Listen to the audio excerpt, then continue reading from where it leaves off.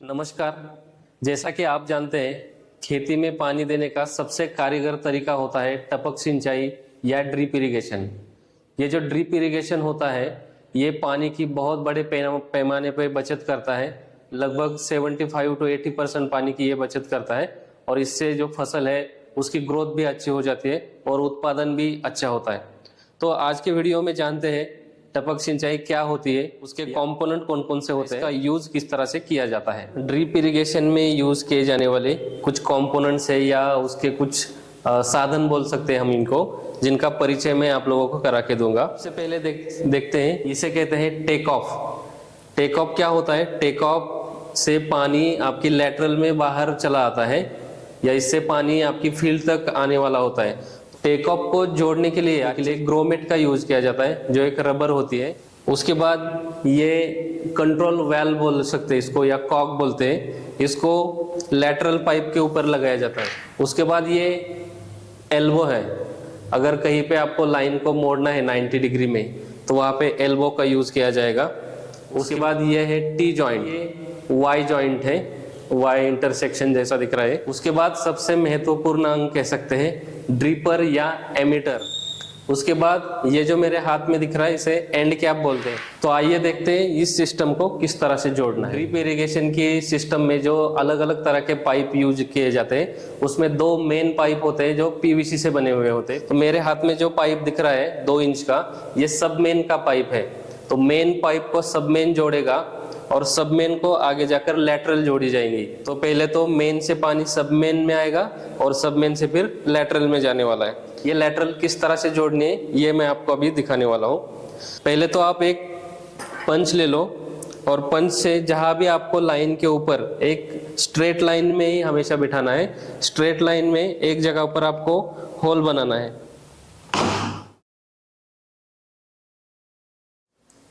तो ग्रोमेट को बिठाने के बाद यहाँ पे मैंने टेक ऑफ बिठा दिया था।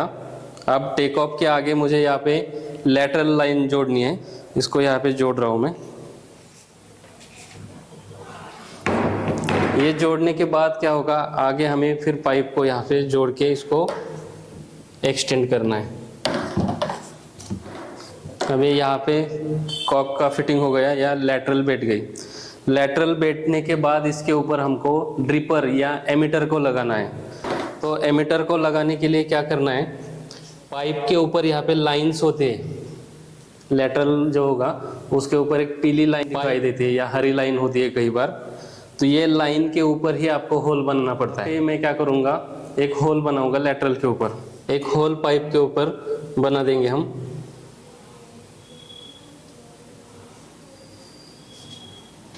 ऐसे होल बनेगा। होल बनाने के बाद इसके ऊपर ड्रिपर को लगाना है या एमीटर को लगाना है। अब ये लेटरल बैठने के बाद अगर यहाँ पे पौधा है तो आप सिस्टम में पानी छोड़ोगे, पानी यहाँ से आएगा, फिर इस पाइप के थ्रू, लेटरल के थ्रू ये पौधों को पानी मिल जाएगा। तो ये जो लेटरल होगी, इस लेटरल से भी हम क्या कर सकते हैं, पानी के फ्लो को कम ज़्यादा कर सकते हैं। इसको घुमाकर आप पानी ज़्यादा छोड़ना चाहते हैं ज़्यादा छोड़ सकते हो, पानी का फ्लो थोड़ा कम करना है तो कम कर सकते हो। तो इससे क्या होगा, बूंद बूंद पानी जो भी पौधा होगा उसकी जड़ों में टपकता रहेगा और पौधे को पानी मिलता रहेगा। तो इस तरह से इसको जोड़ते हैं। अब ये नली आगे जा रही है पाइप, तो आगे इसका भाग ओपन है, तो सीधी सी बात है कि ओपन है तो पानी यहाँ से बह सकता है, बाहर जा सकता है, जिससे प्रेशर भी मेंटेन नहीं होगा सिस्टम के अंदर। तो ये अवॉइड करने के लिए या इसको रोकने के लिए एक दूसरी चीज़ आती है जिसे एंड कैप बोलते हैं। तो एंड कैप का क्या काम होता है, पाइप को या पाइप का जो आगे का सिरा है उसको मोड़कर पानी जो बाहर जाने वाला है उसको रोकना।